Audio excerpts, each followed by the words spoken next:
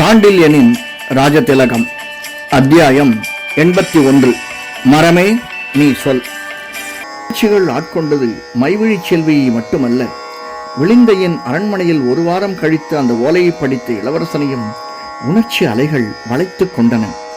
அந்த ஓலையில் மற்றவர் கூறிய அரசியல் செய்திகளுடன் அவள் மனம் அள்ளிச் சொரிந்த காதல் மலர்களும் கலந்து கிடந்தன. அன்பரே என்ற துவக்கமே இளவரசன் இதயத்தை இழகச் செய்தது என்றால், அதற்கு அடுத்தபடி வந்த சொற்கள் கூட்டிய வரிகளும், ஏன் வரிகளை தாங்கிய மஞ்சள் நிற ஓலையின் நறுக்குகள் கூட அவன் நெஞ்சத்தை அவளை எண்ணி எண்ணி கெஞ்சவும் செய்தன, கொஞ்சவும் செய்தன. அன்பரே என்று துவங்கி அவள் மேலும் எழுதியிருந்தாள். அங்கு தொலைவில் சூரியன் இருக்கிறான், இங்கு தாமரை தத்தளிக்கிறது. நீர் இருந்தால் தாமரை வாட அவசியமில்லையே, ஆனால் வாடுகிறதே. இங்கு தண்ணீர் இருந்தும் தடாக தண்ணீரை விட கண்ணீர் சுடுகிறது என்ற காரணத்தினாலா? இருக்காதே, சூரிய வெப்பத்தை விட கண்ணீர் குறைந்த வெப்பம்தானே. புரியாத புதிராய் இருக்கிறதே. உஷ்ணத்தினால் உஷ்ணம் ஆறுகிறது. உஷ்ணம் உஷ்ணேன சாமியத்தே என்று வைத்தியர்கள் சொல்வார்களே. ஆகவே கண்ணீரின் உஷ்ணத்தை துடைக்க, நெஞ்சத்தின் தீயை சாந்தப்படுத்த கதிரவன்தான் தலை காட்ட வேண்டும் போல் இருக்கிறது. அவன் எப்பொழுது தலை காட்டுவான்? எங்கனம் கமலத்தை ஊடுருவுவான்? இதற்கு நான் கற்ற சாஸ்திரங்களில் பதில் இல்லை. வேறு எந்த சாஸ்திரத்தில் இருக்கிறது? ஒருவேளை காம சாச்ச ஏதோ உளறுகிறேன்.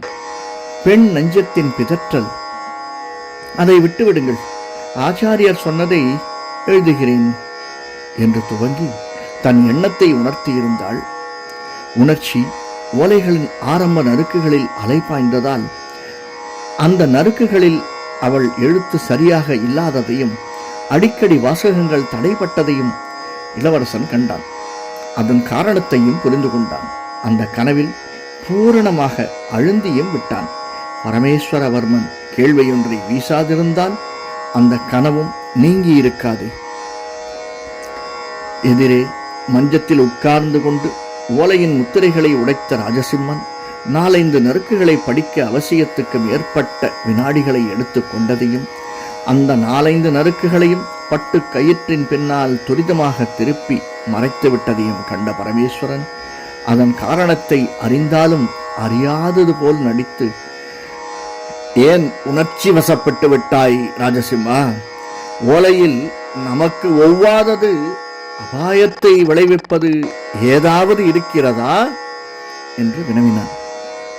தந்தையின் கேள்வியால் ஒரு வினாடி திணறி சங்கடமும் அடைந்த இளவன், இருங்கள், முழுவதையும் படித்துவிட்டு சொல்லுகிறேன் என்று கூறிவிட்டு மற்ற 8 ஓலை நறுக்குகளையும் விடுவிடு என்று படித்து முடித்தான்.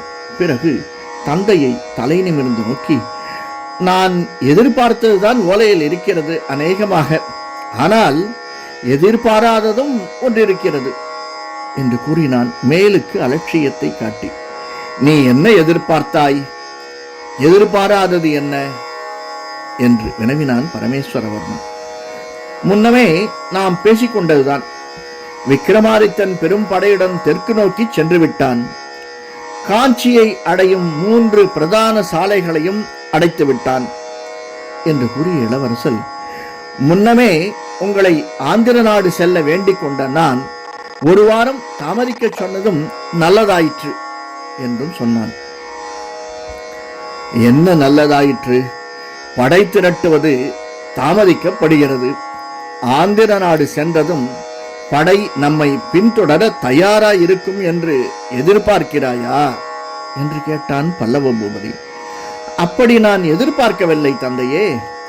நீங்கள் சென்று ஆந்திர நாட்டில் உள்ள கீழை சாளுக்கியரிடம் பேசி படை திரட்டி வரும்போது விளிந்தையின் நிலை இன்றிருப்பது போல் திடமாயிருக்க வேண்டும்.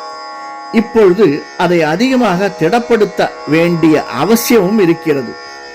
பிரதான சாலைகளை சாளுக்கிய மன்னன் அடைத்துவிடப் போவதால் முதலில் நான் தயாரித்த திட்டத்தை நிறைவேற்றுவது கடினம்.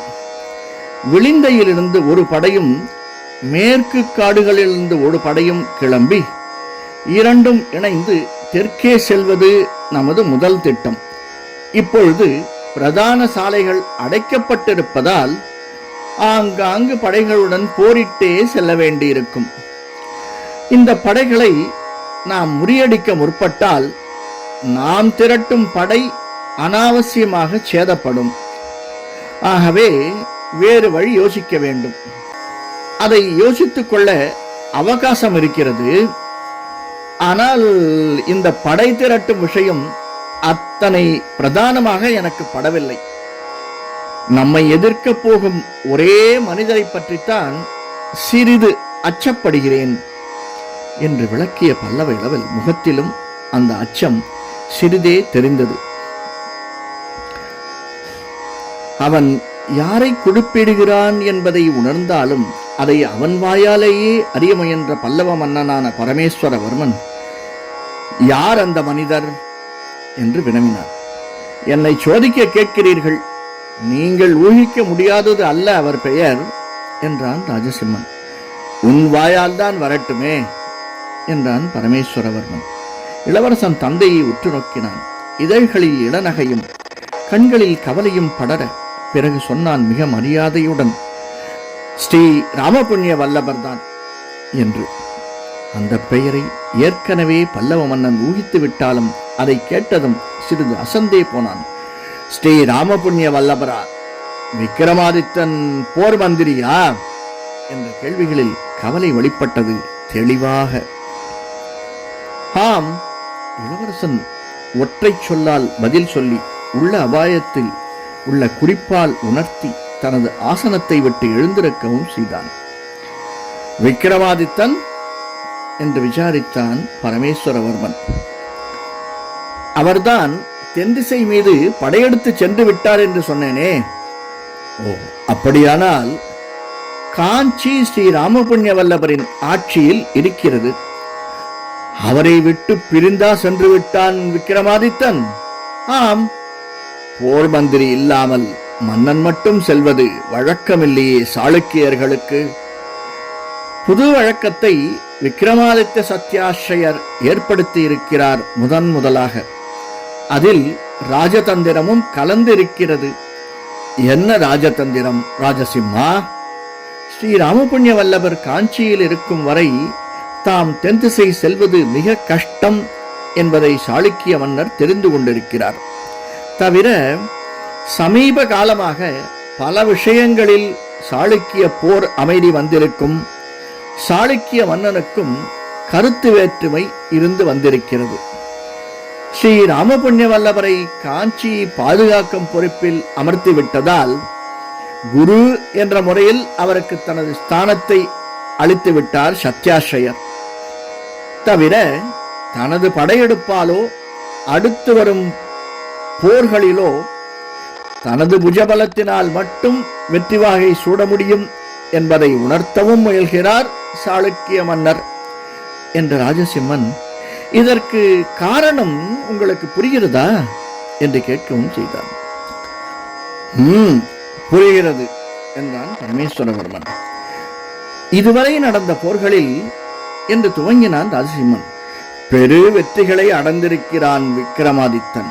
ஆனால் அவன் அடைந்த வெற்றிகளுக்கு அவன் வீரத்தை விட ஸ்ரீ ராமபுண்ணிய வல்லபரின் சீரிய கூறிய அறிவே காரணம் என்று சாளுக்கிய மக்களும் வீரர்களும் நினைக்கிறார்கள்.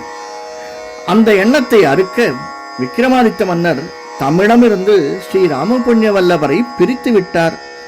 ஆகையால் விக்கிரமாதித்தர் படையை நாம் அணுகும் முன்பு ஸ்ரீ ராமபுண்ணிய வல்லபரின் வலையை அறுக்க வேண்டும். எப்படி அறுப்பாய்? சாலைகள் மூடப்பட்டு விட்டால் அதை பற்றி தான் யோசிக்கிறேன். சாளுக்கிய போர் மந்திரிக்குத்தான் தந்திரமும் போர் முறையும் தெரியுமா? ஏன் பல்லவ வட்டாரங்களில் கோட்டங்களில் அவற்றுக்கு மாற்று கண்டுபிடிக்கும் மதியுள்ளவர்கள் இல்லையா என்ன என்று கேட்ட பல்லவ இளவல், தந்தையே, இன்றே நீங்கள் கிளம்புகிறீர்கள் ஆந்திர நாட்டை நோக்கி என்று திட்டமாக சொல்லிவிட்டு அந்த அறையை விட்டு வெளிக்கிளம்பினான். அப்பொழுது காலை நேரம். கதிரவன் உதித்து சில நாழிகைகளே ஆகியிருந்தன. அதிக உஷ்ணம் ஏறாத காலை கிரணங்களையும் சிறிது ஆங்காங்கு மறைந்து விட்ட மாளிகை சோலையையும் நோக்கி தீவிர சிந்தனையுடன் சென்றான் இளவரசன் ராஜசிம்மன்.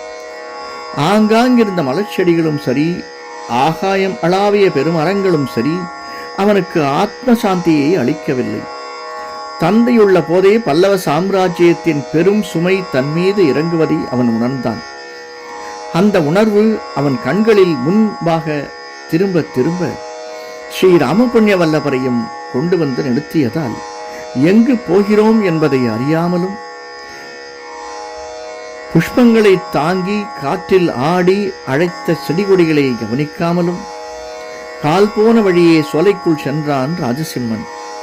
திடீரென்று ஓரிடத்தில் நின்ற பிறகுதான் தான் எங்கு வந்திருக்கிறோம் என்பதை உணர்ந்து கொண்டு சோலைகளை பார்த்தான். மைவிழியும் தானும் படுத்து கிடந்த மரகத பாயும் சற்று தள்ளியிருந்த மரமல்லி மரமும் கண்ணெதிரே தென்படவே அவன் கவலை சிறிது குறைந்தது. அங்கிருந்த மரகத பாயில் மல்லாந்து படுத்து மரமல்லி மரத்தை அண்ணாந்து பார்த்தான் பல்லவ இளவல். அன்றும் மரமல்லி மரகத பாயின் மீது வெண்மலர் தூவியிருந்தது. சில மலர்களை அவன் மீது உதிர்க்கலாயிற்று. அவற்றில் ஒன்றை எடுத்து நீளமான காம்பில் பாதியை கிள்ளி எறிந்து வாயில் வைத்து மெல்ல ஊதினான்.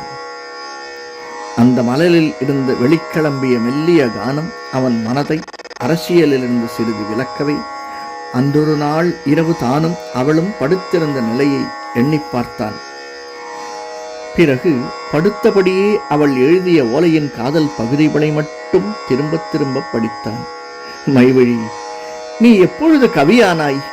நீ எப்பொழுதும் கவிதை கற்றதாக எனக்கு சொல்லவில்லையே. பாவம், இதை எழுத நீ என்ன சிரமப்பட்டிருப்பாய், எத்தனை கஷ்டப்பட்டிருப்பாய்.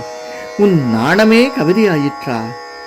அல்லது மகாகவியின் மாளிகைக்குள் நுழைந்ததால் எல்லோருமே கவி புனைய ஆரம்பித்து விட்டார்களா என்று பித்தன் போல் தன்னைத்தானே கேட்டுக்கொண்டான். ஆமாம், இங்கு படுத்திருந்த போது, நான் அருகில் இருந்தபோது அத்தனை நாணத்தை காட்டவில்லையே நீ. பிரிந்த பின்பு தனிமையில் இருந்தபோது ஏன் இத்தனை நாணப்பட்டிருக்கிறாய்? உன் எழுத்தாணி தடுமாறி இருக்கிறதே. பிரிவில் வருவதுதான் நாணமா? கூடியிருப்பது நாணத்தை மீறிய நிலையா என்றும் வினவிக்கொண்டான். கேள்விகளுக்கு அவனுக்கே விடை புரியவில்லை.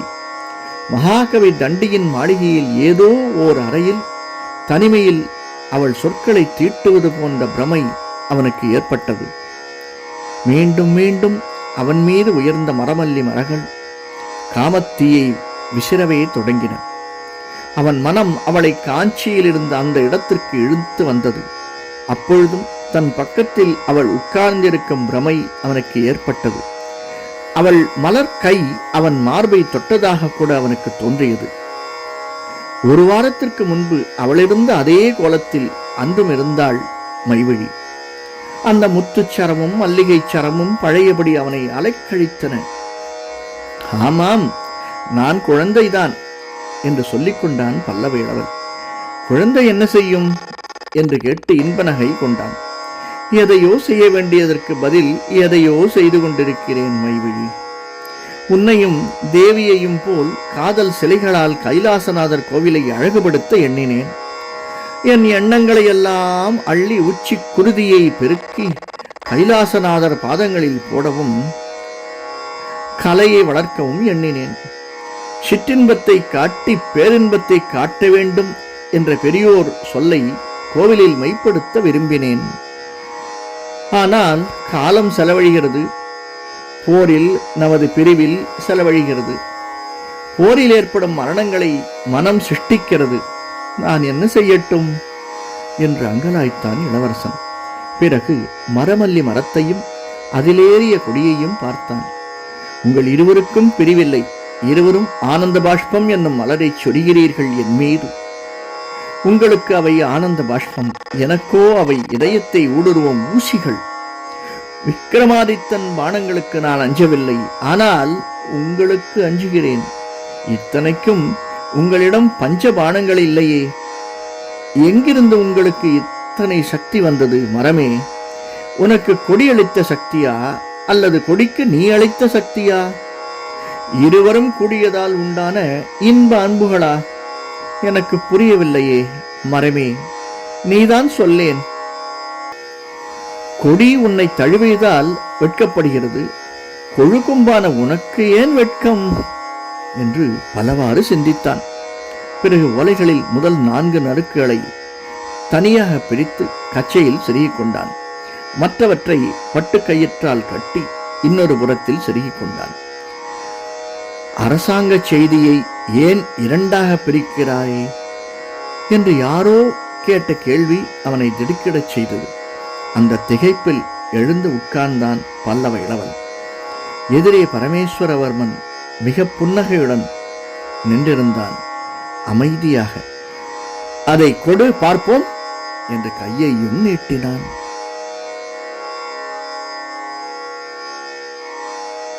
நன்றி. இந்த காணொலி பிடிச்சிருந்தேன்னா லைக் பண்ணுங்கள், சப்ஸ்கிரைப் பண்ணுங்கள், ஷேர் பண்ணுங்கள். வணக்கம்.